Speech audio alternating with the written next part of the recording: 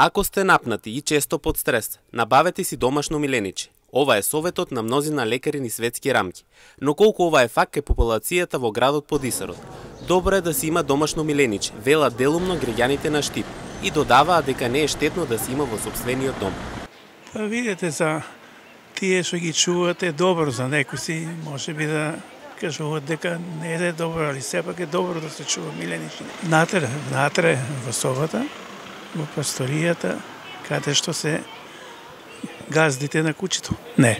А штетно ли е? Не. Животно како животно и оно тражи екзистенција. Видиш како му е улезу собата, улезу подруму. Јам подрум ладен. Покрај делумното мислење на граѓаните, се издвојуваат и спротивни мислења во врска со чувањето на миленици внатре, кои велат дека милениците се за надвор и дека многу често луѓето знаат да ги остават без одговорност, а тие прават неред во населените места. Мизерија. Кучето и мачето се за надвор, а не особата, преди гушкат, преди галат. Катастрофа. А па тука по града ще чуват, па донесат до керорма, пуштат ди, па лом правят. Кокошки ядат, тоа хаос. Сокаишче кучиња, значи било е домашно, сега паралелно таму селото и катастрофа.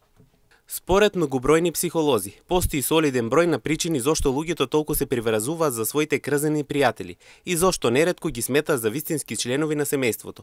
Покрај неограничената среќа и забава која загарантирано доаѓа по одредено време поминато со животни, постои и голем број научни трудови кои ги подкрепуваат исказите дека чувањето миленик доаѓа со значајни придобивки за физичкото и менталното